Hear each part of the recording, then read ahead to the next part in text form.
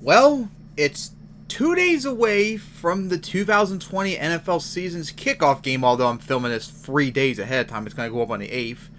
And it's time for me to do my 2020 predictions. I've done this for like the last several years. This time it's going to be a little bit different since I'm talking about it. Now, of course, I want to emphasize beforehand that since there was no preseason action, I didn't get to see how any of the teams do, how like any of the rookies did, and all that, yada yada yada. So this is more like based upon how last year's stats were, and nothing based upon really this year. So I'm probably gonna be even more wrong than I otherwise would be. But this is how I see the NFL right now. In the AFC East, the Bills would win it 10-6. Make the playoffs for the second year in a row, and win the AFC East for the first time since 1995. The Patriots will finish 8-8, missing the playoffs for the first time since 2008, and the first time they don't have a winning season since 2000.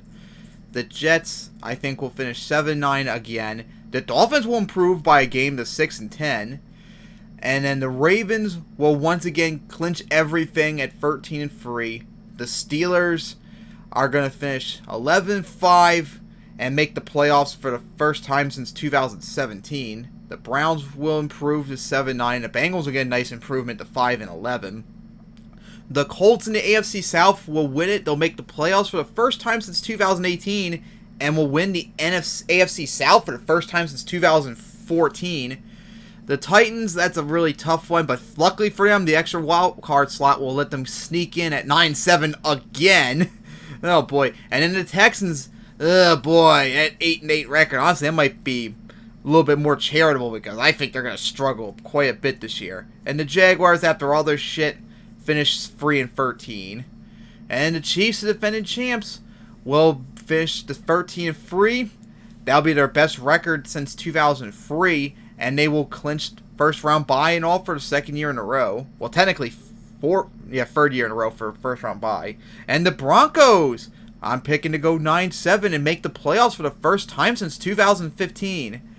The new Las Vegas Raiders, I think they're going to struggle and finish 5-11. The Chargers, they're in a rebuild, and 4-12.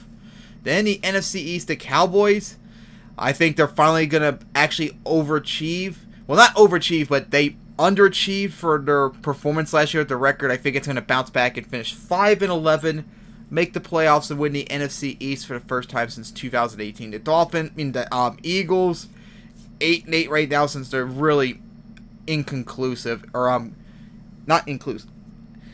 The actual word, inconsistent. That's what I meant to say. The Giants will improve to 5-11. The Redskins, not Redskins. Excuse me, I'm too used to it. Washington football team, 3-13. Then in the NFC North, the Packers will get it once again and win the NFC North. The Vikings, I don't think they're going to play that bad. It's more like their schedule at the moment. But finish 8-8, but will just get into the playoffs for the second year in a row. The Bears will struggle, finish 5-11. And the Lions will improve to 5-11, although pretty sure they can win at least two more. They should have the talent to do that. And then the Saints will finish 13-3 for the third year in a row, but this time finally get home field advantage again, which they got in 2018.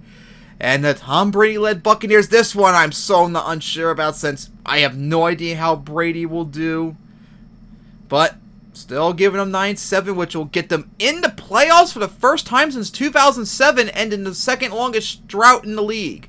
And the Falcons would improve to 8-8, and the Panthers would bottom out as the worst team in the league at 2-14 to begin that rebuild fully next year. And the runner-up to the Super Bowl, the 49ers, will finish 12-4, get first-round bye again. The Seahawks, well, not first-round bye, I mean to say. The Seahawks will finish 11-5 again, making the playoffs once again. The Rams, this one I probably overinflated, as they'll finish 8-8, their first non-winning season since 2016, because, man, they had a lot of shit go against their way this year. And the Cardinals would improve to 7-9. So, the teams I think I'm overinflating are the Jets, the Steelers, maybe the Colts somewhat, look at the Buccaneers maybe, and the Rams maybe too. The teams I think I'm The teams I think I'm underselling are probably the Bills somewhat. The Steelers, maybe, since I have no idea about them. The Titans. Maybe the Texans, but I'm sure they're not going to do that good. The Raiders, maybe. The Eagles. The Vikings. The Lions. The Panthers. The Cardinals. But yeah, that's pretty much it. Alright, so, in the playoffs, of course, the Ravens and the Saints would have the home field advantage. Only the number 1 seed now has the byes. In the AFC, the Titans would visit the Chiefs, a rematch from the AFC Championship last year. Broncos at the Colts, and Steelers at the Bills. And the NFC, Vikings at 49ers, a rematch from the divisional round last year. Buccaneers at Packers, and the Seahawks at Cowboys. So for the wild card starting off, Titans at Chiefs. I'm probably going to pick the Chiefs again since they beat them pretty good last year. Who knows how the Titans are going to do. The Colts, Broncos at Colts, that one is up in the air because the Broncos almost did beat the Colts last year. And they've gotten better, but the Colts are going to probably do better too. And I think I trust them more, so they would win, which sets them up at the Chiefs. The Steelers at the Bills, I could see the Steelers winning that easily. I could also see the Bills winning that easily, but I'm going to trust the Bills more. At least I know how they played, unlike the Steelers last year. And that would be, now in the NFC, Vikings at 49ers, that would be the 49ers. Buccaneers at Packers. The only way I could see the Buccaneers win that is if either Brady puts up one hell of a performance or the Packers choke. I don't think the Packers are going to choke, nor do I trust Brady enough, so Packers get that. And Cowboys at Seahawks, probably going to pick the Cowboys. I think they're better than the Seahawks overall. So now in the divisional round, the Bills at the Ravens. Now, of course, if the Ravens don't choke, they can probably win it. I still think maybe they can win it, but I'm still definitely not really trusting them. Since the Bills can pull it off, they have the defense that could do it. And they almost beat them last year too, remember? But I would say the Ravens would make the AFC Championship for the first time since 2012 and host it for the first time ever. The Colts at Chiefs. Now, this actually was a matchup I did in my stream. I reacted to the schedule release, and I had these two playing the divisional matchup. I actually was undecided, and I did a coin toss, and that gave it to the Chiefs. But I think I might give it to the Chiefs this time. I think I feel a little bit more comfortable with them now than I did back in April, as they'll make the AFC Championship for the 3rd year in a row.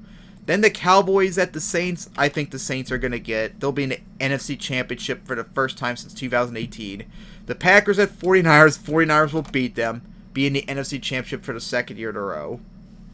Alright, so the Conference Championships. Chiefs at Ravens.